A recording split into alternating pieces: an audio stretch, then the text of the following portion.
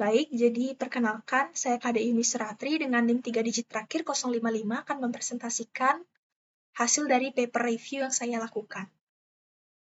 Nah, adapun judul paper yang saya review itu mengenai pneumonia detection based on transfer learning and a combination of FGG19 and a CNM built from scratch. Dan peneliti yang melakukan penelitian itu Ausama Dahmani dan juga kawan-kawan. Dan paper yang saya review itu bersumber dari Indonesian Journal of Electrical Engineering and Computer Science yang terbit di tahun 2021.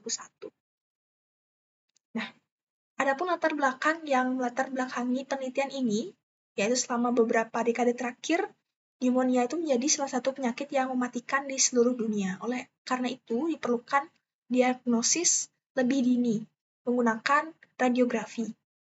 Namun, untuk proses radiografi ini memerlukan seorang radiolog di mana tidak semua wilayah itu memiliki tenaga ahli medis radiolog, terutama di daerah-daerah terpencil ataupun miskin. Nah, adapun tujuan dari penelitian ini yaitu untuk melakukan pengembangan sistem deteksi otomatis yang dapat mendeteksi penyakit pneumonia melalui citra ronsen paru-paru. Pada penelitian ini menggunakan dataset sebanyak 5.856 data, di mana sebanyak 4.273 citra data itu merupakan citra data pneumonia dan sisanya sebanyak 1.583 citra itu merupakan dataset atau citra dataset normal. Jadi citra yang digunakan itu bersumber dari Guangzhou Women and Children's Medical Center di Guangzhou, Tiongkok. Jadi citra yang diambil ini digunakan tampilan anterior, posterior, atau AP dengan arah sinar masuk dari bagian depan atau anterior, kemudian keluar melalui belakang tubuh pasien atau posterior. Nah, ada 3 dataset, jadi ada train, test, dan validation, di mana pada setiap datasetnya itu akan memiliki 2 kelas, yaitu pneumonia dan juga normal. Nah, berikut merupakan tampilan dari CNN yang diajukan atau diusulkan oleh peneliti, di mana pada bagian input, itu yang diinput berupa citra ukuran 125 x 125 pixel, 3 channel yaitu RGB, dan juga terdapat 5 convolutional block. Nah, pada first convolutional block itu terdapat 2 lapisan convolutional yang biasa, lalu ada maxpool 2D untuk menurunkan dimensi dan mempertahankan fitur pentingnya. Lalu dari second sampai dengan fifth block-nya ini ada 2 lapisan konvolusional yang dipisahkan menjadi depthwise dan juga pointwise supaya lebih efisien dibandingkan dengan lapisan konvolusional biasa.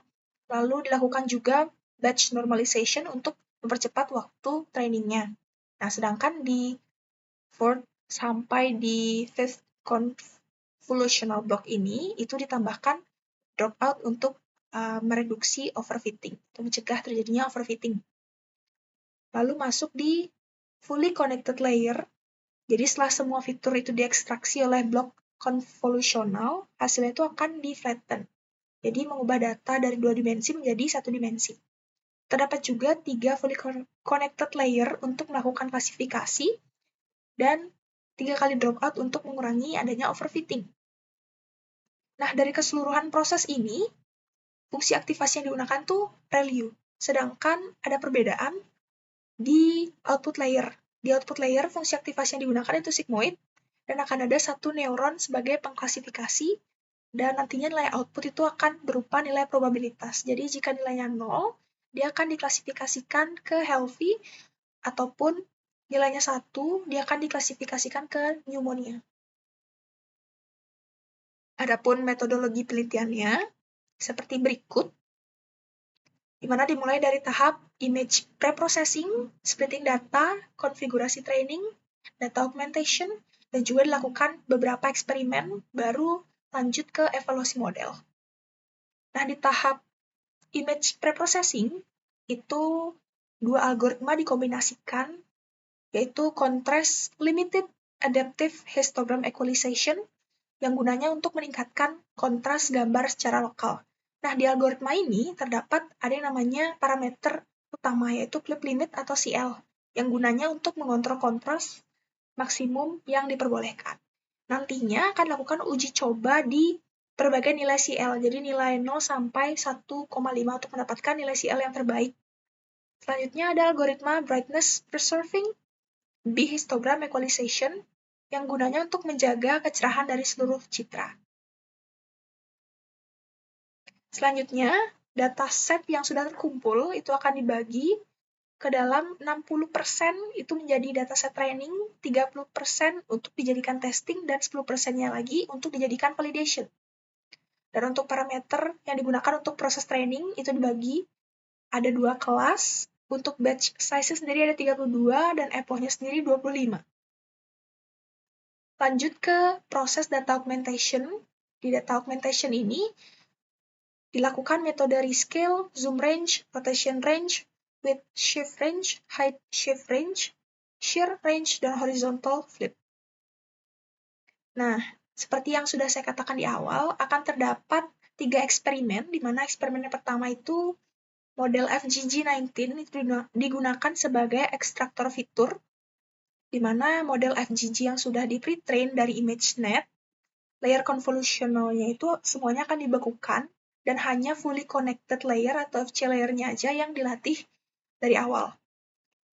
Dan ada eksperimen kedua, yaitu model FGG19 yang sudah di fine-tune, yaitu model FGG itu digunakan kembali, namun di 2 blok terakhirnya itu akan di-unfreeze untuk dilakukan pelatihan model. Dan eksperimen ketiga, yaitu arsitektur yang sudah diusulkan oleh penulis. Jadi, model FGG19 yang sudah di pre-train itu digabungkan dengan CNN yang di awal. Jadi datanya diproses dulu menggunakan 2 kombinasi algoritma yang tadi, kemudian lakukan ekstraksi fitur, dan digabungkan dengan model CNN yang diajukan peneliti. Nah, masuk ke hasil eksperimen. Jadi dari hasil eksperimen pertama di image processing itu untuk memilih clip limit. Jadi bisa dilihat pada grafik di clip limit 0,5 itu akurasinya mengalami peningkatan di 0,98. Jadi nilai clip 0,5 akan digunakan ke depannya. Nah, berikut merupakan hasil image preprocessing dengan nilai clip limit 0,5. Jadi untuk meningkatkan kontras dari citra. Masuk ke hasil eksperimen pertama, yaitu FGG19 sebagai ekstraktor fiturnya. Jadi pada grafik akurasi, di akurasi train, itu hasilnya sangat tinggi, di mana stabil di atas 97% dan 98%. Nah, sedangkan di grafik loss train dan validation loss-nya ini stabil di bawah 10%. Masuk ke confusion matrix, jadi model itu berhasil memprediksi benar untuk kelas pneumonia sendiri, itu dari 1240 dari 1277 kasus. Sedangkan untuk kelas healthy sendiri, itu yang berhasil diprediksi, yang benar itu 442 dari 480 kasus.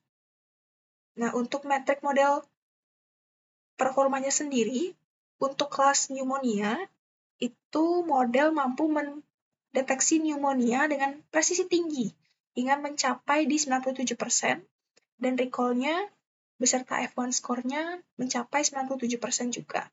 Sedangkan untuk kelas healthy,